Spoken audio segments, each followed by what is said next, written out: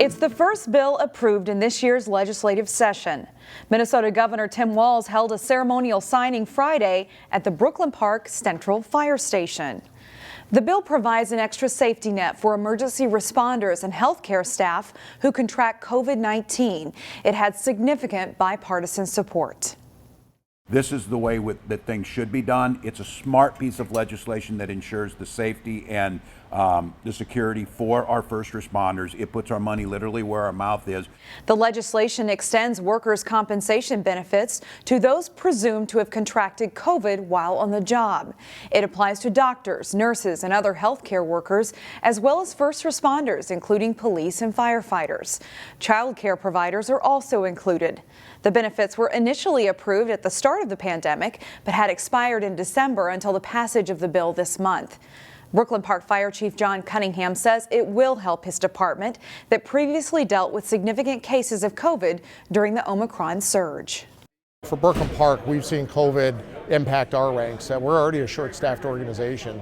So when we lose someone that's recovering and isolating at home because they contracted COVID-19 or a family member, that really impacts our workforce. One unresolved issue is the bill does not cover the month of January. House Speaker Melissa Hortman of Brooklyn Park says the House hopes to pass retroactive legislation to help address that gap. As crashes have increased on Minnesota roadways, cable barriers that help prevent crossover crashes are sustaining heavy damage. DELANE Cleveland joins us now with more. Shannon, I'm here near Highway 169 in Maple Grove, and there's a stretch of 169 between 63rd Avenue and Bass Lake Road where the cable medians are either mangled or drooping. MnDOT officials say that fixing these barriers is a priority. We do have a number of hits on these. I was actually told that there is approximately 7 hits per mile per year. MnDOT started using these high-tension cable median barriers about 15 years ago. They've been effective in helping to prevent cars from weaving into oncoming traffic. When MnDOT sees the barriers snapped and laying on the ground, they try to get out as quickly as possible to make the repair. But if you simply see the cables mangled, they're still capable of doing their intended job. The damaged cables highlight a larger message of the importance of driving safely. Drive for the conditions, slow down, be alert, attentive. Meanwhile, if you happen to see any damaged barriers while you're driving, MnDOT asks people to report those. We have a link on how to do that on our website at ccxmedia.org. In Maple Grove, DELANE Cleveland, CCX News. Recently, we said goodbye to one of our coworkers and friends here at CCX Media, Neil Pursley. For almost 9 years, Neil told stories all over the Northwest suburbs, including Weekend Showcase, which was a segment he made entirely his own. It's the largest corn maze in Minnesota. I'm gonna give it a try. Map? I don't need a map. When you went on an adventure with Neil Pursley, Yogi Berra said when you get to the fork in the road, take it. You never knew just where. Oh boy. Now what? You would wind up. I wonder if I should have saved that map. For almost 9 years, Neil Pursley gave viewers an idea of what to do on the weekend. I'm out at Coon Rapids Dam Regional Park because somebody told me they had minnow races. 1, 2, 3. Pow! He got out to showcase local parks in ways that only Neil could. They're automatic and they're always here. That means you can come out and compete with a friend, or you can come out and compete against yourself and the clock. Through it all, he never hesitated to be entertaining. I knew an epileptic elephant on roller skates would be more graceful than me on skis. So I called up 3 Rivers and got an appointment with cross-country ski instructor Shannon Walz. Anybody can do it. I was going to put that assertion to the test. And that good-natured spirit that you saw on camera is the same one you would see when the camera was off. Neil is such a joy to work with. He's the type of person where the minute that he walks into a room, he just makes everyone comfortable around him. Neil covered dozens, if not hundreds, of high school productions. Usually at a high school level, your musical is your big ticket for the season. Neil came to everything, from a one-act performance to the fall show to the spring show. Hey, what are you doing in your class? Neil always did such a great job.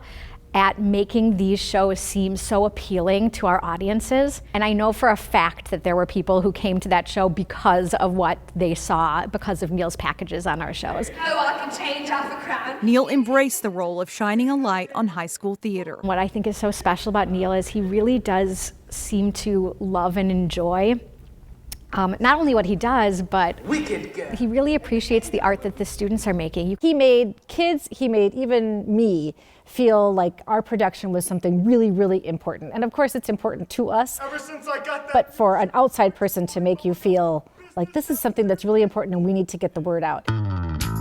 Neil also worked to get the word out about numerous art exhibits. The efforts that Neil made to promote the arts in our community were felt deeply. So come by this weekend if you have the chance. Neil tried to engage everyone in art, sometimes serious I learned to see some art pieces differently through my conversations with Neil. and often fun. Last year, not having a state fair kind of left us scratching our heads. 2018 will be the year of the dog. The year of the The year of the dog. The year of the dog. The brush pilots have landed at the Robin Gallery. To quote an old adage, I hope the road always comes up to greet you. So may your path be easy, and we wish you the best from all the artists and the staff here at Robin Gallery. I want you to have a good experience. We do too, Neil Pursley. And something that the whole family can enjoy. We will always think of you and the stories you brought us In Brooklyn Park, Neil Pursley, CCX News. with a smile.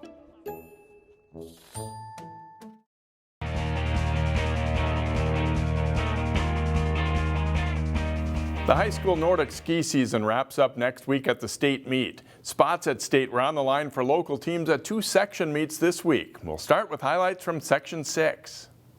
Action from the Section 6 Nordic ski meet. The boys' freestyle pursuit gets started.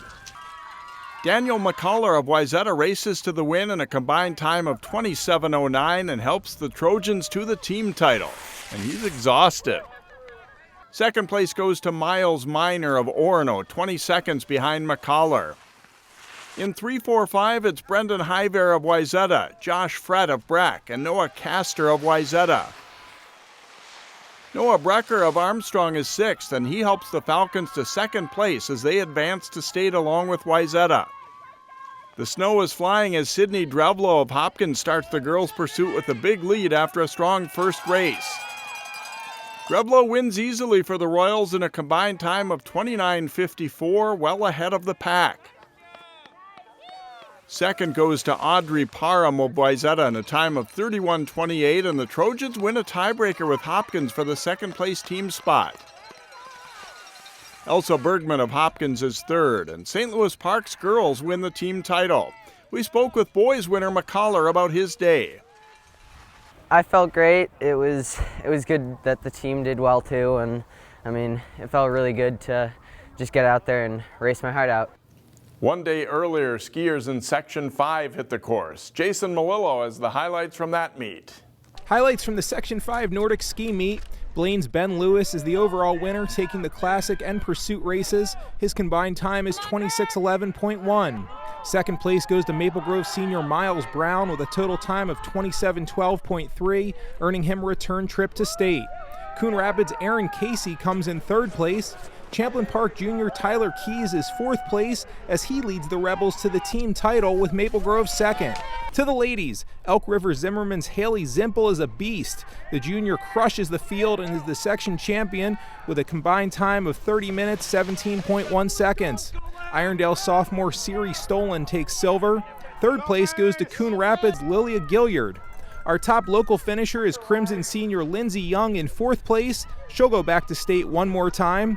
Elk River Zimmerman is the team champion with Maple Grove second and Champlain Park fifth. Going into it, it was a little stressful, knowing that it could possibly be the last one. If you mess up one time, you're possibly not going to state and it could be your last Nordic meet. But I think after the first one, I knew that it was possible to go, and as a team, and that just really pushed me to get every single second I could to possibly help my team get to state. I was a little bummed I couldn't come out with a win today, but yeah, we had a great day as a team and we finished great, and we've been doing really good all season. The top-ranked Park Center boys basketball team continues to excel. They roared past another local squad on Thursday.